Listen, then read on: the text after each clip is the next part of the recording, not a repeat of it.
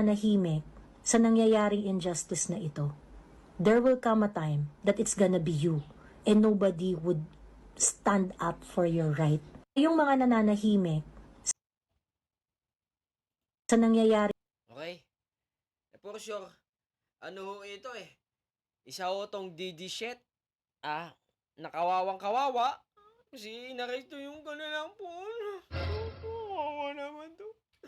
Nananahimik daw kami.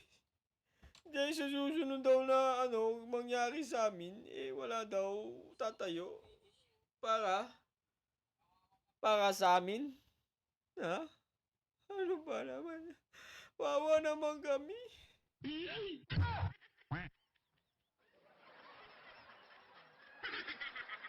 Okay. Tapos na. Unang-una, ate. Saksak mo sa tumbong mo. Hindi mangyayari sa amin yun.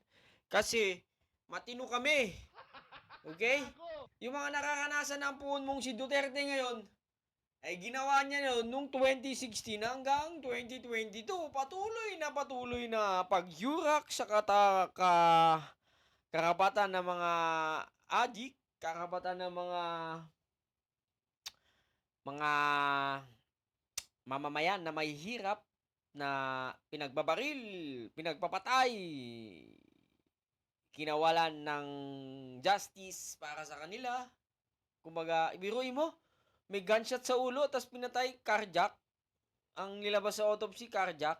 Putang inaris na yan. Yun ang tunay na injustice, hindi ngayon. Sinisingil lang kayo ng panahon. At saka, mga DD shit, at saka sa iyo na rin ating binibini.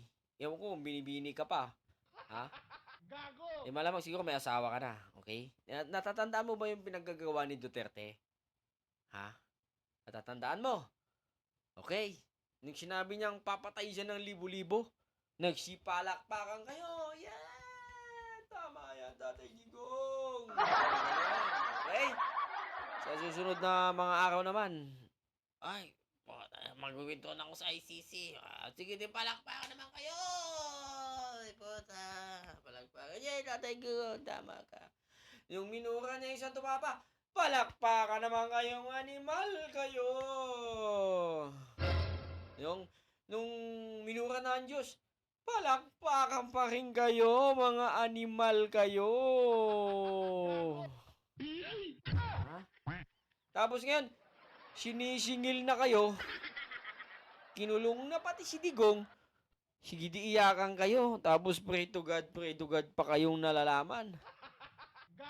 Paano kayo isasalba ng Diyos? Minumura nyo ang Panginoong Jesucristo. Diba? At saka huwag kayong magtatatawag ng mga sasama sa inyo, makikisimpatya sa inyo, mga ulol kayo, mga DTS kayo. Unang-una, kasalanan nyo yan! Bakit? Binuyo nyo ng binuyo si Digong, nung sinabi siyang papatay siya.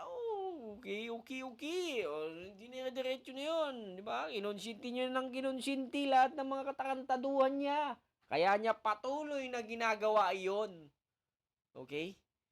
Patuloy niyang ginawa hanggang matapos ang kanyang termino. Kahit mali, kahit na alam niyong katakantaduhan, sige, hindi, papuri pa rin kayo. Dito tuwang-tuwa naman siya. Sabi niya, akala niya siguro hindi matatapos ang termino. Marami natutuwa sa akin, mga aking bataan, mga DD shit. Sabi niya gano'n, tutuloy-tuloy ko pa rin to. Hanggang sa naging presidente si Bongbong Marcos. Nangbuyo na naman kayo, nang sulsul na naman kayo, mga DD shit, mga fuck shit. Imbes na kumampi kayo, magalumanay kayo, pabayaan nyo magtrabaho yung tao. Ang ginawa nyo, siniraan nyo ng siniraan araw-araw. Di ba? Asa naman doon ng palabra de honor na tutulungan kayo ng tao? Ginago nyo ng ginago. Pwede naman dapat pigilan ng presidente yon. Pero nasa naman ang konsolasyon doon na sabi ni Anthony Taberna na tulungan. Nag-aabot yung kamay ng presidente, inaabot yung kamay. Yung ginagawa nyo, pinapalo nyo, pak, di ba? Paano yan aabutin ng kamay niya para sa inyo? Paano niya abutin yung kamay niya kay Digong? Samantalang hindi naging maayos ang pakitungo ni Digong. Hindi lang naging maayos talagang tinarantado. Kaya kung nasasaktan man kayo ngayon, ayan na yung kaparusahan ng mga ginawa niyong pagsulsol noon sa inyong presidente o sa ating presidente. Kami, nung sinabi siyang papatay siya, sinasabi namin mali, mali, mali. Bigyan ng due process. Ang ayusin justice system. Baka mapabilis ang kaso, umanda agad ang mga ebidensya, mapabilis ang conviction. Kung talagang murder yan. Talagang i-convict natin yan. Since wala naman tayong death penalty sa Pilipinas, reclusion perpetual lang. Reclusion perpetual lang. Gago! Di ba? Nasaan? Asan kayo ngayon? Sa ginawa nyong pagtawa, pagpalakpak ng mga nakakaang mga taon. Napigilan ba? Napigilan nyo ba? Nag-rally kayo, napigilan nyo ba? Di ba hindi? Pasalamat kayo, hindi ginawa yung pananantarantado nyo. Hindi binalik sa inyo. Ano rin siguro ng Diyos yun.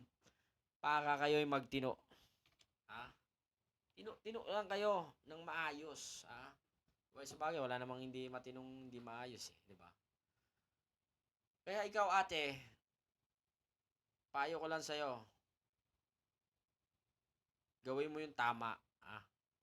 Wag yung may tama si Digong may sapi na yun Ayos lang maging mabuti sa Pilipinas, maging mabuting tao, maging mabuting nilalang upang tayo ay pumunta sa langit, hindi sa impyerno na ewan ko kung binabiyahe na ba si Digong sa impyerno, di ba?